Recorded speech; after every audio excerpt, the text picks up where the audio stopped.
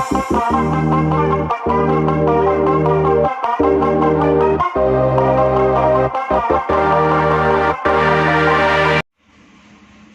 वालेकुम दोस्तों, मजीद official YouTube channel में खुशामदीद। दोस्तों, ये वीडियो 10वीं जमात महाराष्ट्र बोर्ड साइंस हिस्सा अव्वल की वीडियो है, जिसमें हम सबक नंबर 4 बर्क़ी रॉ के असरात का मुताला कर रहे हैं। इस चैप्टर को हम रिड्यूस सिलेबस के हिसाब से कवर कर रहे हैं, जो तालीमी साल 2020-2021 के लिए एप्लीकेबल है। चैप्टर की सेकेंड वीडियो है ये। फर्स्ट वीडियो में हमने चैप्टर का फर्स्ट थ्योरी पार्ट कवर किया था। उस थ्योरी पार्ट से रिलेटेड ही प्रॉब्लम्स हैं, जो कि सफ़ा नंबर 50 से स्टार्ट है। ये प्रॉब्लम्स हम देखेंगे। इससे पहले वाली वीडियो में हमने यहाँ तक का पार्ट कवर किया था। सफ़ा नंबर 48 के फार्मूले देखे थे हमने बर्क़ी ताकत से रिलेटेड, और उस बर्क़ी ताकत की वजह से मतलब बर्क़ी तवानाई जो हरारती तवानाई में तब्दील होती है, उस हरारती तवानाई का ज़ाब्ता, बर्क़ी ताकत का ज़ाब्ता, इस तरह से हमने कंसेप्ट्स डिस्कस किए थे। तो इसी के बेस पर प्रॉब्लम्स हैं। ये प्रॉब्लम्स सफ़ा नंबर 50 से स्टार्ट हो रहे हैं। इन प्रॉब्लम्स को ही सॉल्व करेंगे इंशाल्लाह हम। रिडक्शन में अगर देखते हैं हम, तो सफ़ा नंबर 50 का माही ताहे का तुम्हाला, यानी कि क्या आप जानते वाला पार्ट है, क्या आप जानते हैं ये वाला पार्ट ओमिट है, मूल्य मापनातुन वगड़ले। ये पार्ट है एक्चुअली वो पिंक डायलॉग बॉक्स का। नीचे जो दो प्रॉब्लम दिए गए हैं वो सिलेबस में मौजूद है। इसके अलावा सफ़ा नंबर 51 पर, पेज नंबर 51 पे जब हम जाते हैं, तो वहां पर मिसाल नंबर 3 और मिसाल नंबर 4 मिलते हैं, यानी कि थर्ड प्रॉब्लम और फोर्थ प्रॉब्लम सॉल्व वाला एग्जाम्पल का। यहाँ पर पेज 51 पे उदाहरण 1,2 मतलब ये इसकी जो एग्जाम्पल्स हैं, उदाहरण यानी मिसालें, मिसाल 3 और मिसाल 4 सफ़ा नंबर 51 की पहली मिसाल और दूसरी मिसाल ये स्वयं अध्ययन के लिए दी गई है, सेल्फ स्टडी के लिए दी गई है। आगे नहीं लिखा है मूल्य मापनातुन वगड़ले, इसलिए चारों की चारों जो एग्जाम्पल्स हैं, चारों की चारों जो मिसालें हैं, चारों के चारों प्रॉब्लम सिलेबस में मौजूद है, वो हमें करना है। आइए शुरुआत करते हैं मिसाल नंबर 1 से। अब ये जो प्रॉब्लम्स है, ये सारे प्रॉब्लम्स कल हमने जो इससे पहले की वीडियो में हमने जो फार्मूले डिस्कस किए थे, उन फार्मूलों के ऊपर ही डिपेंड है। बर्क़ी ताकत, इसका सबसे पहला फार्मूला बर्क़ी ख़वा का फ़र्क ज़रब बर्क़ी रॉ। दूसरा, बर्क़ी तवानाई की वजह से हरारती तवानाई जो पैदा होती है उसका ज़ाब्ता, ये बर्क़ी ताकत ज़रब वक्त होगा, या बर्क़ी ख़वा का फ़र्क ज़रब बर्क़ी रॉ ज़रब वक्त होगा।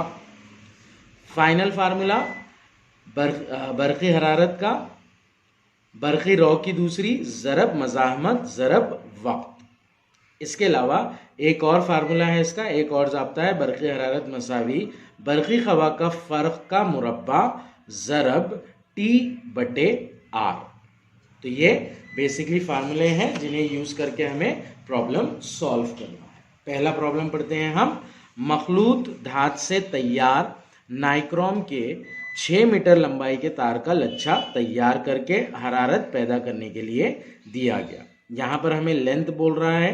लेंथ और एरिया वगैरह से अभी कोई फार्मूलों का रिलेशन नहीं है, तो ये जो 6 मीटर लंबाई वाला पॉइंट है, ये हमारे लिए प्रॉब्लम सॉल्व करने के टाइम पर काम नहीं आएगा। इसकी मज़ाहमत 22 ओहम है। मज़ाहमत ये पॉइंट हमें काम आएगा। इस तार को निस्फ करके लच्छा तैयार करने पर क्या मिलने वाली हरारत ज़्यादा होगी? ताकत हासिल करने के लिए तार या लच्छे के सिरों को 220 वोल्ट बर्क़ी ख़वा का फ़र्क वाले मंबे से जोड़ा गया है।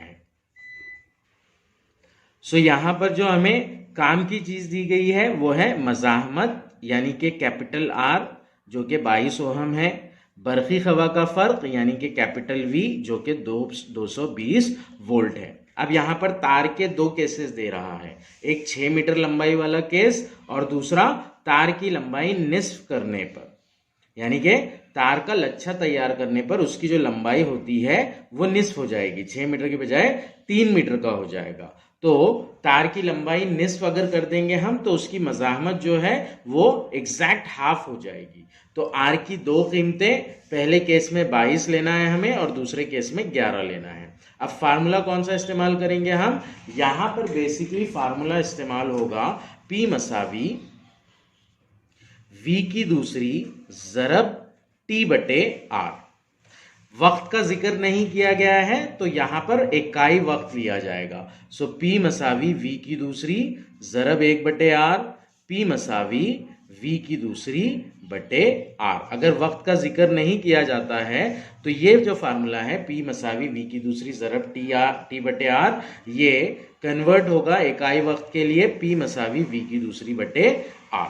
तो इस तरह से P मसावी V की दूसरी बटे R लेकर हम 6 मीटर लंबाई वाले तार के लिए बरक़ी ताकत निकालेंगे और फिर उसके निस्फ लंबाई यानी कि 3 मीटर तार के लिए बरक़ी ताकत निकालेंगे। ध्यान में रखिए लंबाई को हमें नहीं लेना है, यहाँ पर मज़ाहमत को लेना है। तो पहला केस जो होगा वो मुकम्मिल तार का लच्छा P मसावी V की दूसरी बटे R, V की दूसरी यानी कि 220 की दूसरी बटे R, R की कीमत टोटल वायर के लिए, टोटल तार के लिए 22 है। ये हो जाएगा 220 ज़रब 220 बटे 22, 220 की दूसरी यानी 220 ज़रब 220, 22 एकन 22, 22 एकन 22, आगे एक सिफर रहेगा। P मसावी होगा 10 ज़रब 220, 10 को 220 से ज़रब करेंगे तो हासिल होता है 2200। तो इस तरह से जब तार की लंबाई मुकम्मिल होगी यानी कि 6 मीटर होगी तो उसमें जो बरक़ी ताकत पैदा होगी वो 2200 वैट की होगी।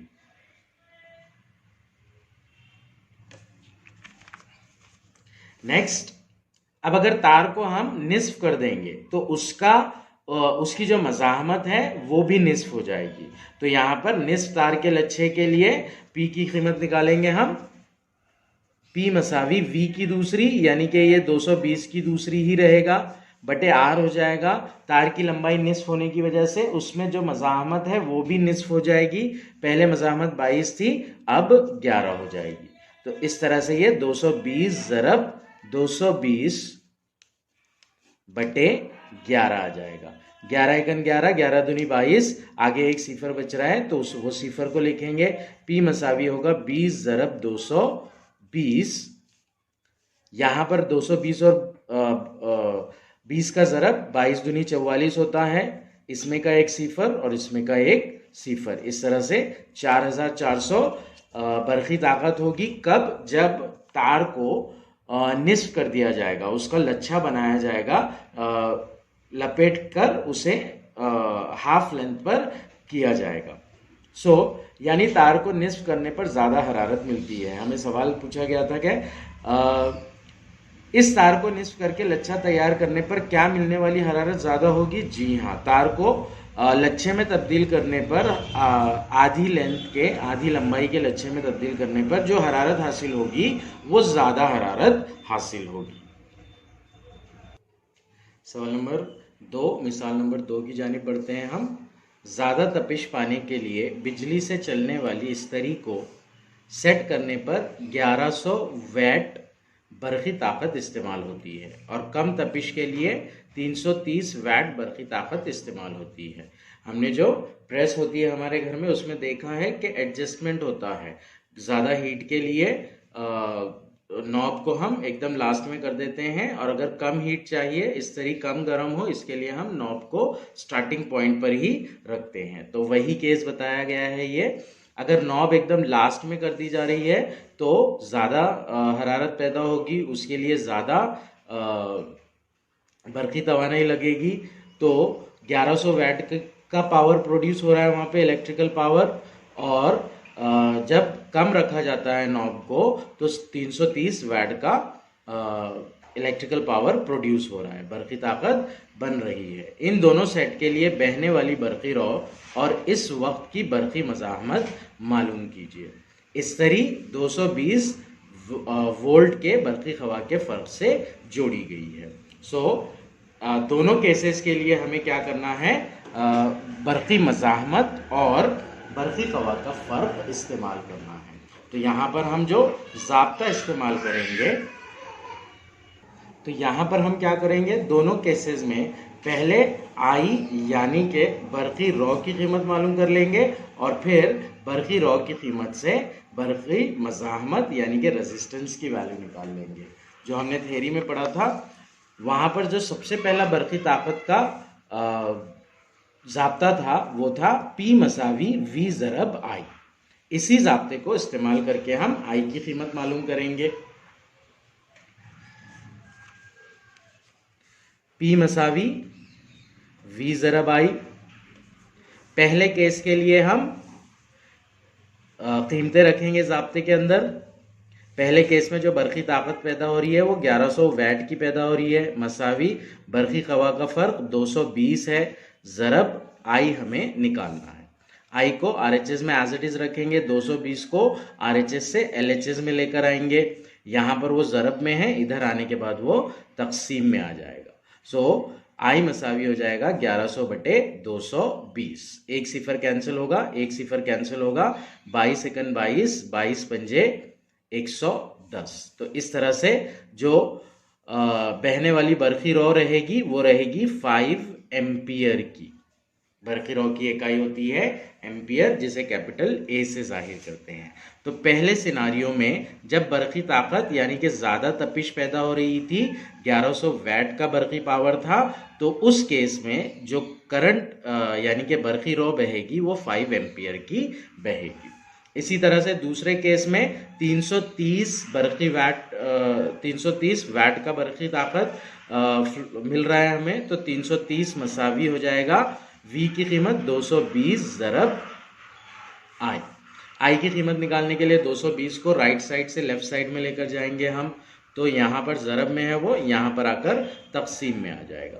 330 बटे 220 होगा, एक सिफर कैंसिल होगा, एक सिफर कैंसिल होगा, 11 के पहाड़े से इसको मुख्तसर करेंगे हम, 11 दूनी 22, 11 तिया 33। आई मसावी होगा 3 बटे 2, यानी कि 3 को 2 से तकसीम करना है। 3 को 2 से तकसीम करेंगे तो अशारिया में जवाब मिलेगा हमारा 2 एकन 2, एकन का 1, 2 एकन 2 होता है, इसलिए यहाँ पर 2 लिखेंगे, यहाँ पर तफरीक करेंगे। 3 में से 2 गया, बचा 1। अब 1 2 से छोटा है तो यहाँ पर हम अशारिया लगा देंगे और इसके आगे सिफर लगा देंगे। फिर 2 का पहाड़ा 10 आने तक पढ़ेंगे, 2 पंजे 10 होता है, तो यहाँ पर 5 लिखेंगे और यहाँ पर 10 लिखकर तफरीक करेंगे। मुकम्मल तौर पर तकसीम हो जा रहा है, तकसीम हो रही है 3 की 2 से, तो आई मसावी आएगा 1.5, उसकी इकाई एम्पियर लिख देंगे हम। जब बरक़ी ताकत 330 वैट की होती है तो जो बहने वाला करंट होगा वो 1.5 एम्पियर होगा।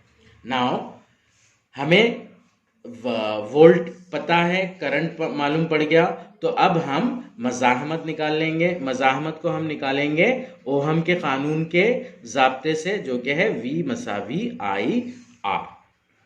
V मसावी IR होता है, यानी कि R की कीमत निकालने के लिए हम I को शिफ्ट करेंगे। पहले केस के लिए ले लेते हैं हम, 220 मसावी होगा, पहले केस में I की कीमत 5 आई थी, तो ये 5 ज़रब R।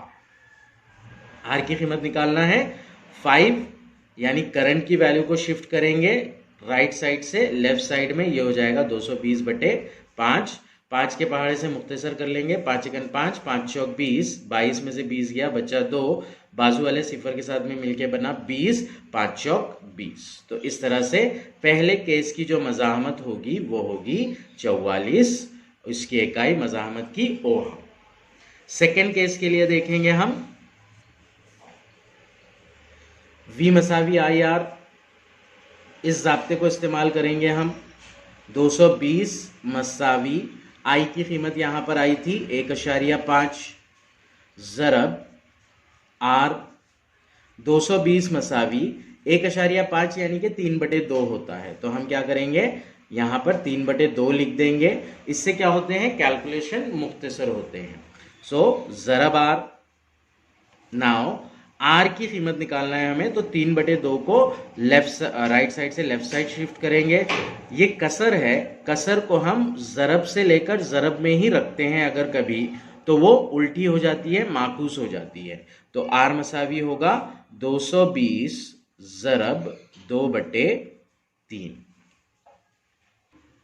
यहां पर अब हम 220 को 2 से ज़रब करेंगे, वो हो जाएगा 220 दूनी 440। आर मसावी 440/3।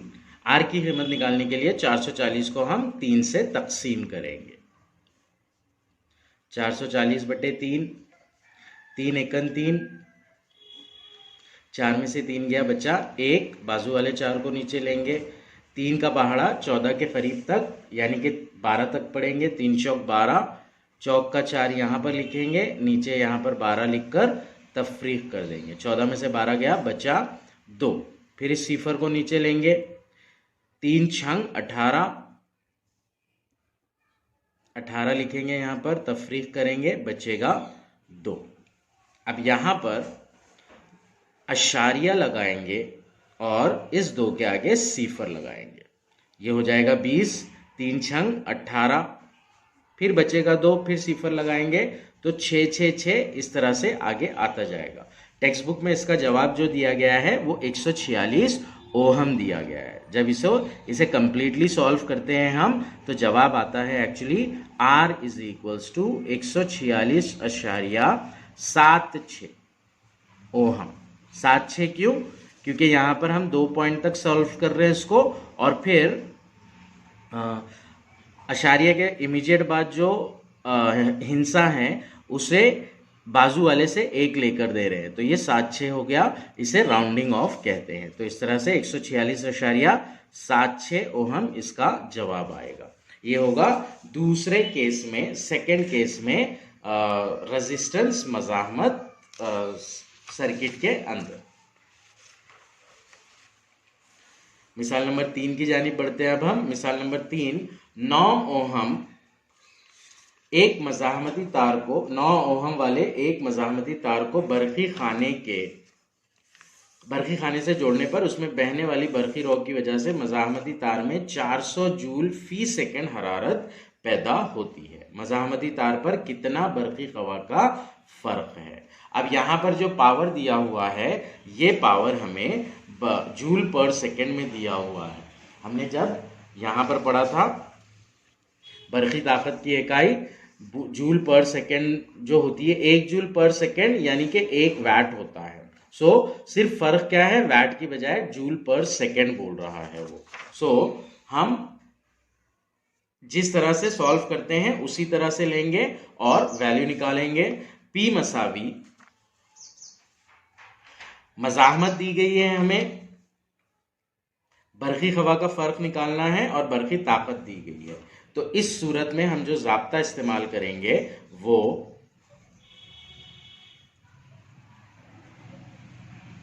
P मसावी V की दूसरी बटे R का ज़ाब्ता इस्तेमाल करेंगे। हरारती तवानाई यानी कि ये बरक़ी ताकत ही होगी, तो P मसावी V की दूसरी बटे R, ये वाला ज़ाब्ता इस्तेमाल करेंगे हम यहाँ पर। नाउ ये जो फार्मूला है वो एक्चुअली है P मसावी V की दूसरी ज़रब D बटे R है। यहां पर क्या बोल रहा है, 400 जूल फी सेकेंड, 1 सेकेंड में जो हरारत है वो 400 जूल की बन रही है। सो T जो हो जाएगा वो उसे हम 1 लेंगे। तो P 400 मसावी V की दूसरी, ये हमें निकालना है। जो बरक़ी ख़वा का फ़र्क है वो निकालना है, तो V की दूसरी एज इट इज़ रहेगा ज़रब 1 बटे R की कीमत है 9। 400 मसावी हो जाएगा V की दूसरी ज़रब 1, V की दूसरी बटे 9। V की कीमत निकालना है हमें, तो उसे 9 से फ्री करेंगे। 9 उसके साथ बटे में है यानी कि तकसीम में है, इधर आकर वो ज़रब में हो जाएगा। तो V की दूसरी मसावी हो जाएगा 400 ज़रब 9। v की दूसरी मसावी 400 को 9 से ज़रब करेंगे, 9 चौक 36 होता है, 36 और आगे के 2 सिफर, इस तरह से 3600 आएगी कीमत v की दूसरी की। अब v की दूसरी की कीमत नहीं चाहिए हमें, v की कीमत चाहिए, तो हम क्या करेंगे, तरफैन का जज़रुल मुरब्बा ले लेंगे। तरफैन का जज़रुल मुरब्बा लेने पर, अगर ये आप नहीं भी लिखेंगे एग्जाम में तो चलेगा। v की दूसरी का जज़रुल मुरब्बा ये हो जाएगा v। कोई भी कीमत की क़ुव्वत अगर दूसरी रहती है तो उसका जो जज़रुल मुरब्बा होता है उसे इस तरह से करते हैं, यानी कि जज़रुल मुरब्बा लेने पर उसकी क़ुव्वत 2 हट जाती है, 2 से 1 हो जाती है क़ुव्वत, और क़ुव्वत 1 को आमतौर पर लिखा नहीं जाता। सो v मसावी होगा जज़र में 3600। अब 3600 का जज़र जो होता है वो होता है 60। कैसे? 36 का जज़रुल मुरब्बा 6 और 2 ज़ीरो की बजाय 1 ज़ीरो। याद रखिएगा, जब भी हम ऐसे नंबर का जज़रुल मुरब्बा लेते हैं जिसमें 2, 4, 6, 8 ज़ीरो आते हैं आगे, तो जज़रुल मुरब्बा लेने पर ज़ीरो उसके हाफ हो जाते हैं। 2 ज़ीरो होंगे तो 1 ज़ीरो आ जाएगा जज़रुल मुरब्बे में, 4 ज़ीरो होंगे तो 2 ज़ीरो आ जाएंगे जज़रुल मुरब्बे में। तो इस तरह से v मसावी 60 आया। v की जो इकाई होती है वो वोल्ट होती है, तो बरक़ी ख़वा का फ़र्क 60 वोल्ट का होगा। मिसाल नंबर 4 की जानिब बढ़ते हैं। अब हम टंगस्टन का एक बरक़ी बल्ब घर के बरक़ी रॉ में जोड़ा गया है। घर में बिजली 220 वोल्ट के बरक़ी ख़वा के फ़र्क से चलती है। जब बल्ब ऑन किया जाता है तो इसमें से 0.45 बरक़ी रॉ गुजरती है। बल्ब कितने वैट बरक़ी ताकत का होना चाहिए? अगर ये बल्ब 10 घंटे जारी रहेगा तो कितने यूनिट बिजली खर्च होगी? जो मालूमात दी गई है हमें, सबसे पहले बोला गया है बरक़ी ख़वा का फ़र्क जो कि 220 वोल्ट है। फिर बरक़ी रॉ की मिक़दार दी गई है हमें यहाँ पर 0.45 एम्पियर की बरक़ी रॉ, यानी कि करंट बह रहा है वहाँ पर। हमें बल्ब का वैट कितना है ये निकालना है, और 10 घंटे के लिए अगर कभी ये बल्ब जलता है तो कितने यूनिट की बिजली खर्च होगी ये निकालना है हमें।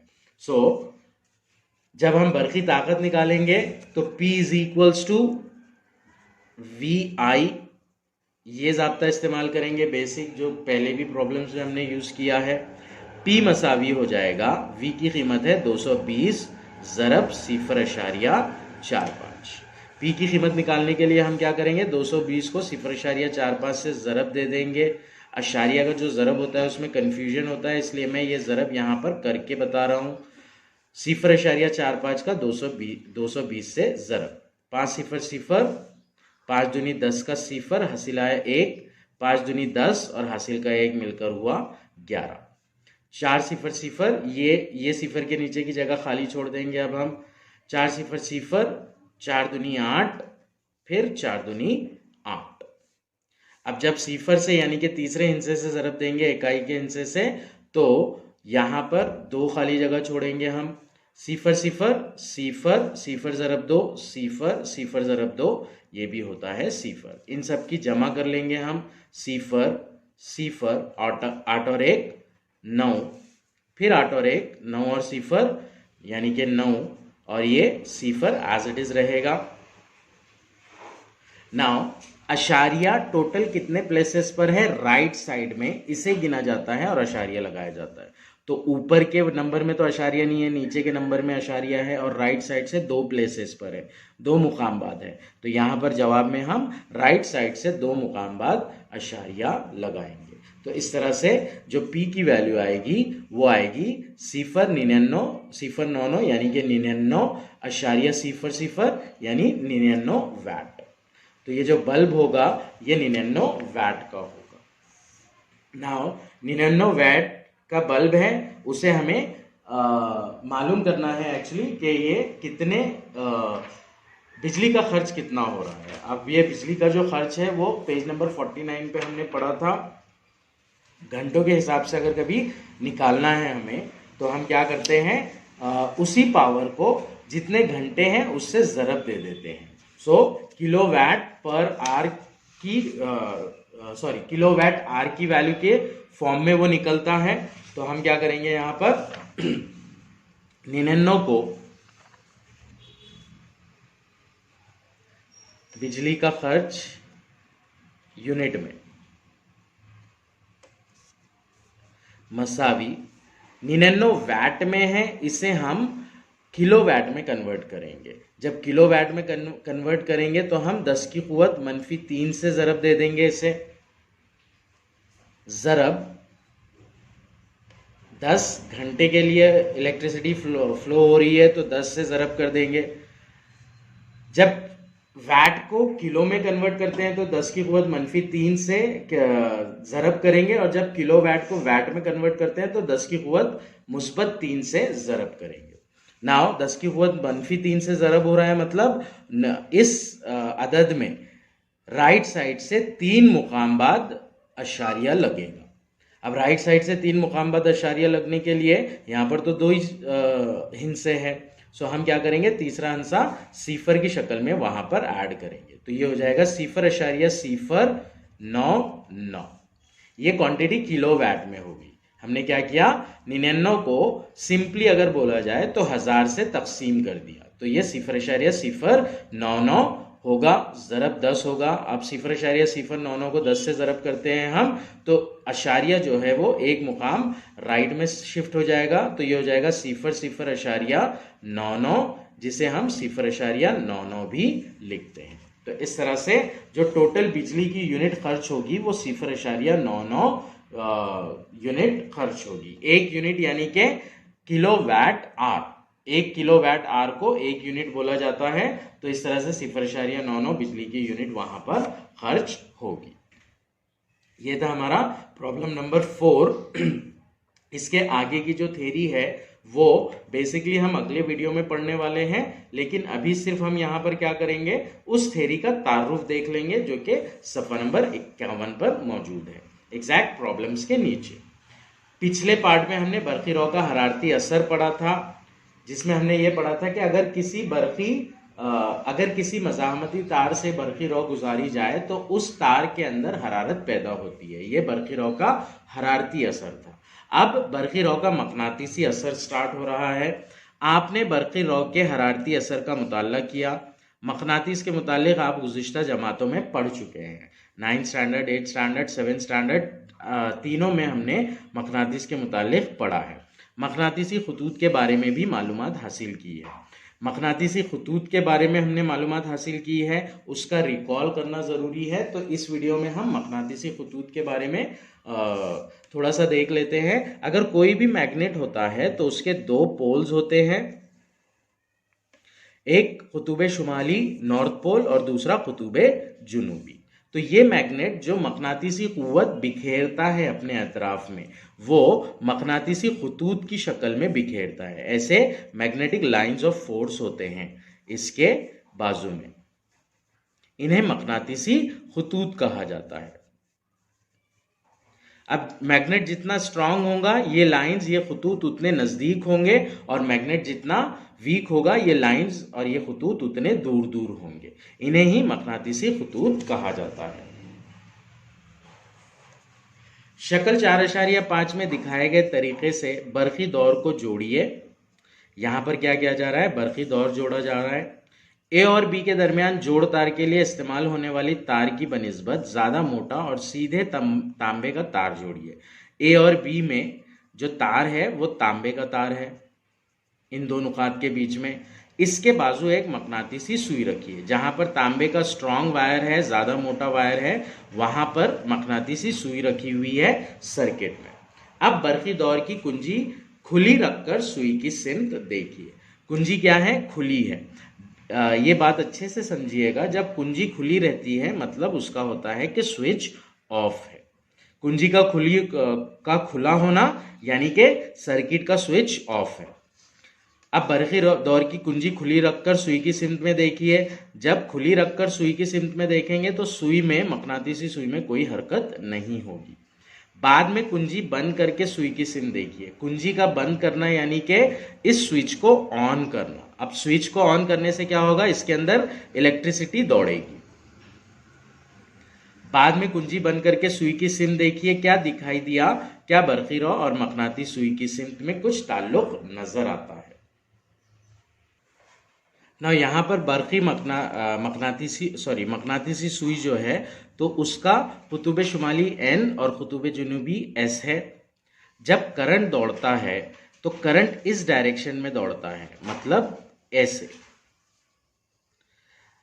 इसे घड़ी की सातदार सिमत कहते हैं, मतलब घड़ी के कांटे जिस डायरेक्शन में घूमते हैं उसी डायरेक्शन में करंट फ्लो हो रहा है, तो ये घड़ी की सातदार सिमत है। अगर ऐसा होता है तो घड़ी की मकनातीसी सुई का जो कुतुब शुमाली है वो मशरिक की जानिब, ईस्ट की जानिब, यानी कि इस तरह से मूव होता है, और जो कुतुब जुनूबी वाला हिस्सा है वो मगरिब की जानिब इस तरह से मूव होता है। यानी कि अगर करंट सातदार सिमत क्लॉकवाइज डायरेक्शन में फ्लो हो रहा है तो जो मकनातीसी सुई की हरकत है वो भी क्लॉकवाइज डायरेक्शन में ही होगी। बेसिकली यहाँ पर यह बोला जा रहा है कि अगर जब बटन बंद था तो मकनातीसी सुई में कोई हरकत नहीं हो रही थी, लेकिन जब बटन चालू हुआ यानी कि स्विच ऑन हुआ, कुंजी बंद की गई, तो उस केस में करंट दौड़ने लगा। इस करंट दौड़ने की वजह से मकनातीसी सुई के ऊपर असर हुआ, वो हरकत करने लगी। यही जो होता है ये बरखी रॉ का मकनातीसी असर होता है। मतलब किसी तार में बरखी रॉ बहने की वजह से उसके एतराफ में मकनातीसी मैदान तैयार होता है, मैग्नेटिक फील्ड प्रोड्यूस होती है। पहले केस में जो बताया गया है वो करंट फ्लो हो रहा है सातदार सिमत में, घड़ी की सातदार सिमत में, यानी कि क्लॉकवाइज डायरेक्शन में। तो इस केस में मकनातीसी सुई का कुतुब शुमाली मशरिक की तरफ घूमता है और कुतुब जुनूबी मगरिब की तरफ घूमता है। नाउ एक्चुअली नॉर्थ ऊपर होता है, साउथ नीचे होता है, तो जो नॉर्थ वाला पार्ट होगा वो इस तरह से घूमेगा, यानी कि शुमाल से मशरिक की जानिब, और जो साउथ वाला पार्ट है वो इस तरह से घूमेगा, यानी कि जुनूब से मगरिब की जानिब। तो जो टोटल मूवमेंट होगी वो इस तरह से मूवमेंट होगी। तो दोनों जो रहेंगे, करंट भी क्लॉकवाइज डायरेक्शन में फ्लो हो रहा है और सुई भी क्लॉकवाइज डायरेक्शन में मूव हो रही है। इसके बरक्स अगर कभी करंट के डायरेक्शन को उल्टा कर दिया जाए, यहां पर देखिए जो बरखी खाना है उसका पॉजिटिव इधर आ गया, नेगेटिव इधर आ गया। पहले के केस में नेगेटिव इधर था, पॉजिटिव इधर था, तो इसकी वजह से क्या होगा, करंट का फ्लो जो है वो अपोजिट डायरेक्शन में हो जाएगा। मतलब अब ये सातदार मुखालिफ सिमत, एंटी क्लॉकवाइज डायरेक्शन में करंट फ्लो होगा। सातदार सिमत यानी कि घड़ी क्लॉकवाइज डायरेक्शन, यानी घड़ी के कांटों की जो हरकत होती है जिस सिमत में, और मुखालिफ सातदार सिमत यानी कि एंटी क्लॉकवाइज डायरेक्शन, गैर सातदार सिमत भी कहते हैं उसे, घड़ी के मुखालिफ। घड़ी के कांटे ऐसे मूव करते हैं तो करंट ऐसे फ्लो कर रहा है। देखिए यहाँ पर करंट इस तरह से फ्लो कर रहा है। इस तरह से फ्लो होने की वजह से क्या होगा, जो नॉर्थ पोल है मकनातीसी सुई का, जो कुतुब शुमाली है वो मगरिब की तरफ मूव होगा, और जो जुनूबी कुतुब है वो मशरिक की तरफ मूव होगा। यानी अगर करंट एंटी क्लॉकवाइज डायरेक्शन में फ्लो हो रहा है तो मकनातीसी सुई भी एंटी क्लॉकवाइज डायरेक्शन में फ्लो होगी। जवाब देख लेते हैं हम इसका प्रॉपरली। जो सवाल पूछा गया था हमें, क्या बरखी रॉ आई और मकनातीसी सुई की सिमत में कुछ ताल्लुक नजर आता है?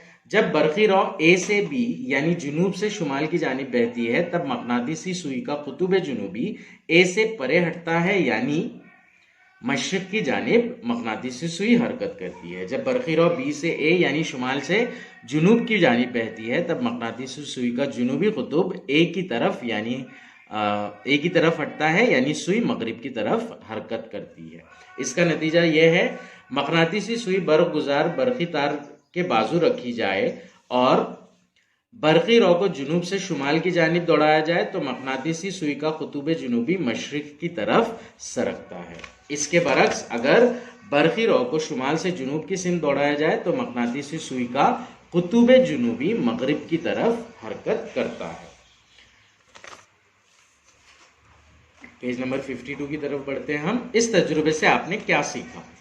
इस तजुर्बे से मेनली हमने ये सीखा कि बरक़ी तार में से अगर बरक़ी रॉ गुजारी जाए तो उसके अतराफ मकनातीसी मैदान तैयार होता है। बरक़ी रॉ की वजह से मकनातीसी असर दिखाई देता है, अब आगे बोल रहा है ये, इसका मतलब बरक़ी रॉ और मकनातीसियत का करीबी ताल्लुक है। इसके बरक्स अगर किसी मकनातीस को हरकत दे और हरकत में रखे तो क्या इस पर बरक़ी असर नजर आएगा? अब यहाँ पर उल्टी बात की जा रही है। पहले क्या किया गया था, करंट को फ्लो किया गया था और सुई में हरकत हुई थी। अब ये बोला जा रहा है कि क्या ऐसा पॉसिबल है कि सुई को हरकत दी जाए करंट को ना फ्लो करते हुए? तो उस केस में क्या होगा? उस केस में भी यही होता है, मतलब सुई को अगर मूव किया जाए तो अगर बरक़ी रॉ को सर्किट से जोड़ा ना भी जाए तो उसके अंदर करंट, मतलब उसके अंदर करंट ना भी हो तो उसके अंदर करंट पैदा होता है। तो बरक़ी रॉ की वजह से, बरक़ी असर की वजह से मकनातीसियत पैदा होती है और मकनातीसियत की वजह से बरक़ी असर पैदा होता है। ये दोनों प्रोसेस होते हैं। इसके बरस अगर किसी मकनातीस को हरकत दे और हरकत में रखे तो क्या इस पर बरक़ी असर नजर आएगा? जी हाँ, ये नजर आता है एक्चुअली। है ना दिलचस्प बात? यहाँ आप मकनातीसी मैदान और ऐसे बरक़ी मकनातीसी असरात के मुताला करने वाले हैं। तो आगे के पार्ट में हमें इसी टाइप के इफेक्ट्स को पढ़ना है, मकनातीसी मैदान और बरक़ी मकनातीस के असरात। आखिर में बरक़ी मोटर और बरक़ी जनरेटर के उसूल, साख्त और कारकर्दगी मालूम करेंगे। तो ये अगला पोर्शन है। साइंसदानों का तारुफ जो येलो कलर का डायलॉग बॉक्स दिया गया है, ये ओमिट है सिलेबस में से तालीमी साल 2020-2021 के लिए। नेक्स्ट का जो पार्ट है इंशाल्लाह हम वो अगली वीडियो में कवर करेंगे। यहाँ से बरक़ी मकनातीसी असर एक्चुअली स्टार्ट हो रहा है। ये जो पेज नंबर 51 पे अभी हमने देखा, ये क्या था? इंट्रोडक्शन था एक्चुअली, कि बर्फ का मकनातीसी असर कैसे होता है।